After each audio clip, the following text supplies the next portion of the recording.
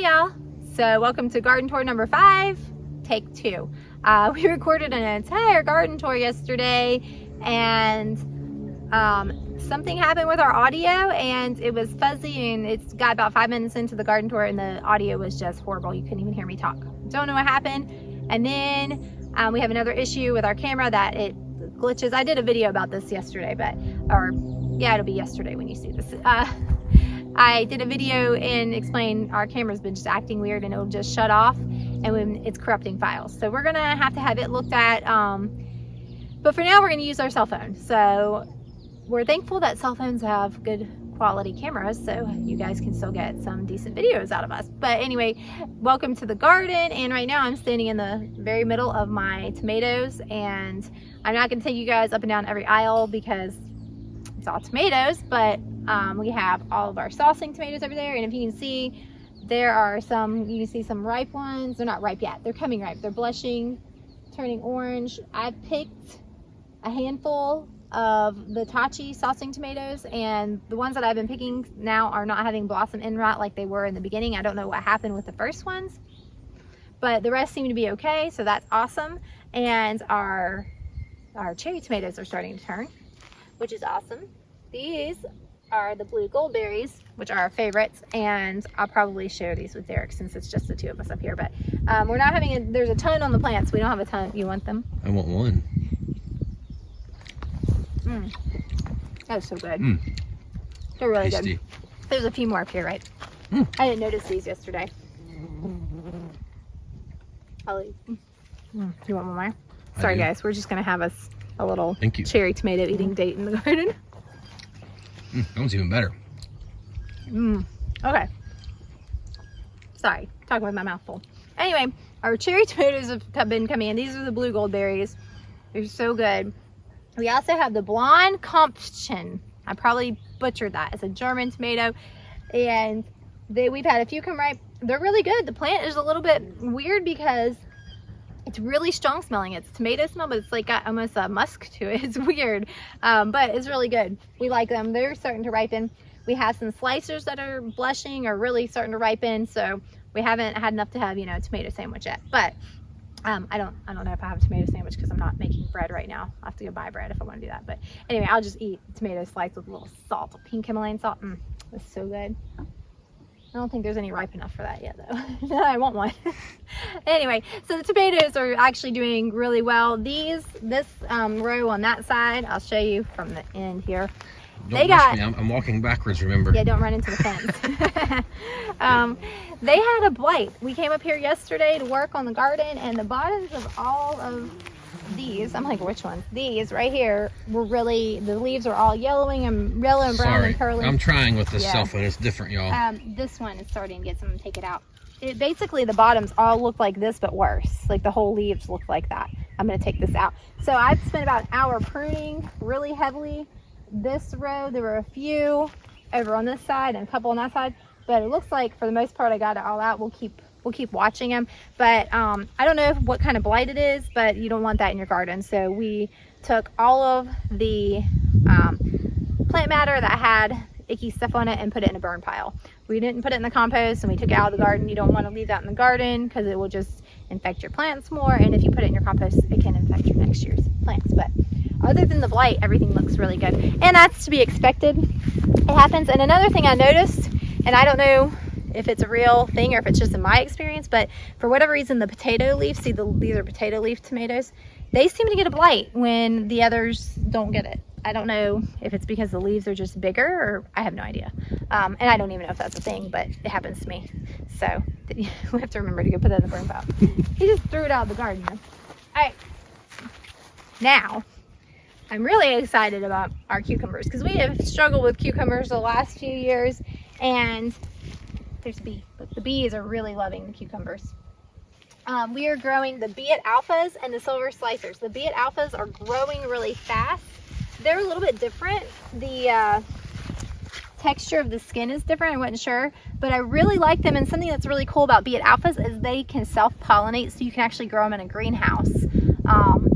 And mean, I have a greenhouse, but it's not set up. But that's something that I would like to do eventually is, you know, it'd be really nice to have a heated greenhouse and in the middle of the wintertime go out and get a fresh cucumber. Maybe it's a hothouse cucumber, but it's still better than the store-bought cucumber. But anyway, Derek yesterday cleaned out our goat. We have a little box trailer that the goats use as a house. And he cleaned it out and took the goat manure and spread it under the cucumbers. Because goat manure is a cold manure, you can use it straight on your plants, like rabbit manure. Now, horse manure, chicken manure, cow manure is all what they call hot, so it needs to sit for about a year to break down so it doesn't burn your plants.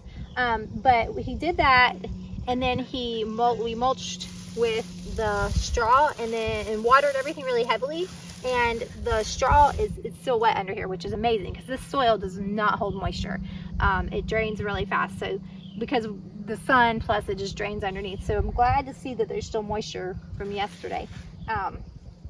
So we did that here, and then over here with the tomatoes we took the hay matter. There's some manure, but the hay that had a lot of the urine, and we put it on the tomatoes because tomatoes like nitrogen, and goat urine has a lot of nitrogen, so you really want to try to get the manure as the fertilizer for the pellets. The goat pellets. Pelletized fertilizer. Yeah, exactly. For plants, but you want to be careful with the urine matter because of the nitrogen, but tomatoes love it. So it shouldn't burn them, it should just feed them. It's an experiment and it's only on a handful of the plants, so if it does burn them, we haven't lost a massive amount. I'll still be sad, but I don't think it will. They look okay so far, and I think that they would start to show pretty quick. But we've picked a lot of these. There's not a lot on them right now because I've been picking them pretty small, and we're making pickles. So I have a full gallon of refrigerator pickles. So excited about them. They need to sit for about 2 weeks. I did eat a couple yesterday because we made potato salad and made like a kind of a dill relish to go in it. And they were good. They needed a little more pickling, but they were still really good.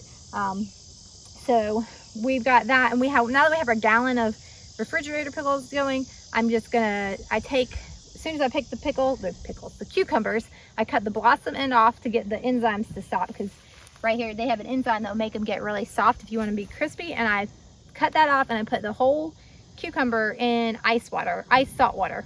So we put that in the cooler or the fridge, and I can just keep adding to that, and they'll stay for about a week. They'll still stay firm.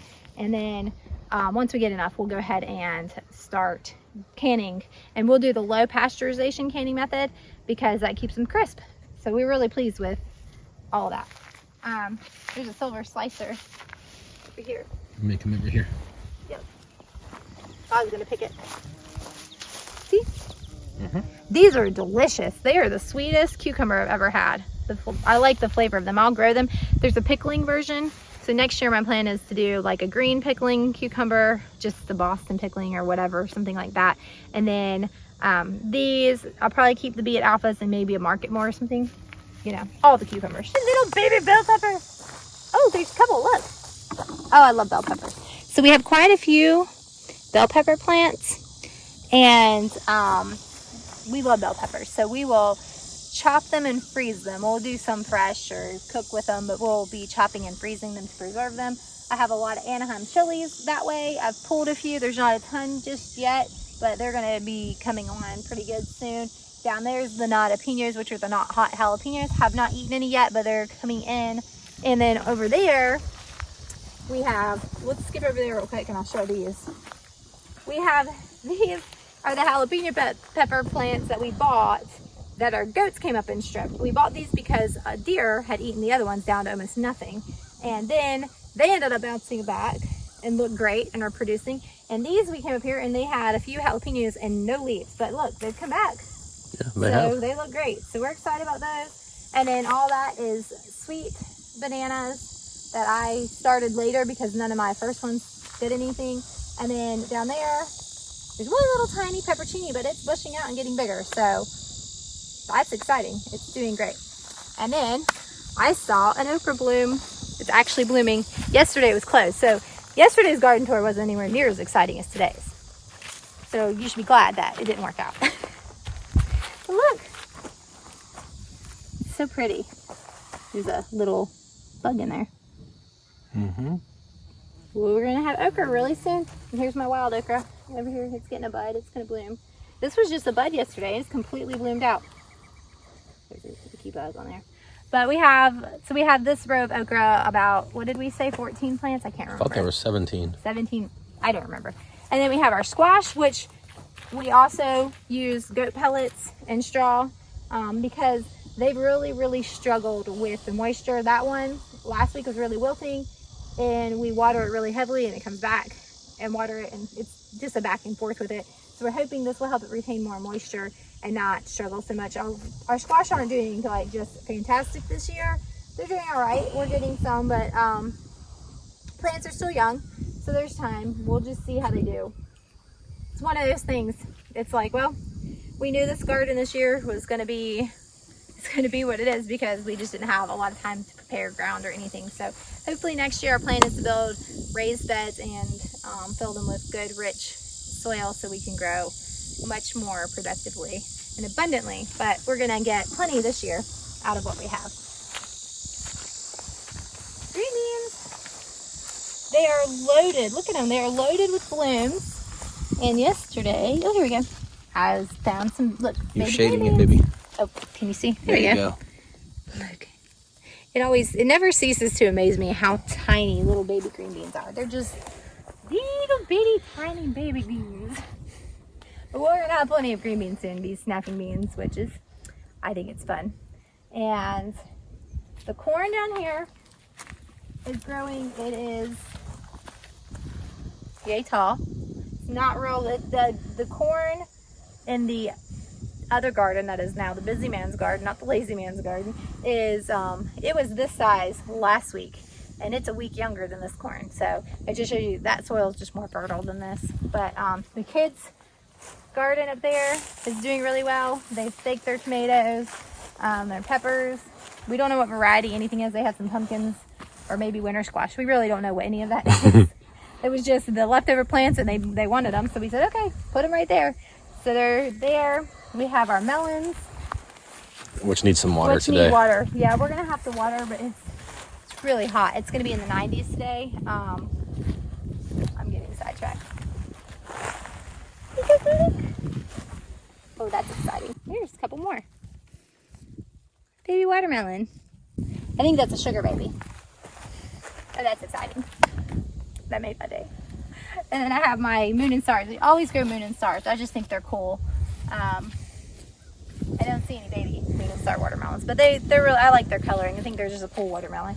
And we have our loofah gourds, which need water. So everything really needs water up here. We are not getting rain. We had a little bit of rain the other day, but there's no rain in the forecast, and we desperately need rain. We're in a drought. Our grass isn't growing. It's just like, we're gonna have to start putting hay out for the cows probably pretty soon. And we will today. I mean, yeah, it's that bad. Yeah, it's July, so we need rain. But everything is looking really good. And then our onions are starting to die. The tops are really starting to brown, so I think we probably need to pull them soon. They're not very big. We pulled one last week just for fun, and it was like this big. It was in the weeds, but still, we were late planting them. But next year, I'm hoping to have a really nice onion harvest. But that's what we have there. Look at these marigolds. They really came back. They had gotten kind of, I think the goats ate on them, and I don't know, but they really bushed out, so that's awesome. Marigolds smell terrible though. Everybody's like, grow marigolds, they're awesome, you know, they keep the bugs away, which they do, they help, but they smell terrible. I don't know, I think they smell terrible. But anyway, I keep saying but anyway. And then my calendula, I'm so excited about. And your milkweed, and your pigweed, and my pigweed, and my everything else. But anyway, my calendula, I keep saying I'm so excited about everything. Look, it's blooming. These will be ready to pull the heads off, flower heads. Look at this one's much more yellow. So pretty. I've already pulled one, and I'm gonna, as the heads bloom out, I'm gonna pull them and dry them, and then we save the petals for making salves and stuff. It's really, really good for your skin. And lastly, up here, well, we have our potatoes. Well, not lastly. Potatoes are starting to get blooms, so that's awesome. Once they die back, we'll dig them and hopefully have lots of potatoes. Hopefully they're big potatoes. Potatoes like fresh ground, so hopefully they like this fresh ground. The dill is really taking off. I'm using it for my my pickles, so I'm able to come up here and grab fresh dill, and it's worked. It's flavored it really good. It's just delicious. The 2 I bought kind of dried up. I don't know. But I'm hoping they look like they're going to seed. I'm hoping that they'll just naturally seed. And I'll just have a wild dill patch up here next year. And then poor Emma, she has all these flowers planted and nothing is really doing much. And she has one bachelor's button, which was back there. And then she's got these sunflowers that the goats have eaten on them like I don't know how many times. Our neighbors down the hill, they're sunflowers that are probably 8 or 10 feet tall and are beautiful. And these are mammoth. They're supposed to get like 10 or 12 feet tall, but they're sad. They're like 2 feet tall at that. So anyway, I guess we should head up to the other garden and check it out. All right, we're up here at the not lazy man's garden, but the busy man's garden. And this, we just threw out some corn seeds, and then also we put a couple of pumpkin seeds over that way. And then these are just cantaloupe. Maybe there's a few watermelon in here that the pigs, where we threw them rinds and stuff and just scraps, they have planted for us. Apparently something got in here, a deer I would assume, and has eaten the tops off of a lot of these plants. So whether they actually go on to produce or not, we'll see. They've got a lot of damage. There's a few that don't have damage, but a pretty significant amount of damage. The reason we have electric fence around it, and that works really well for the deer usually.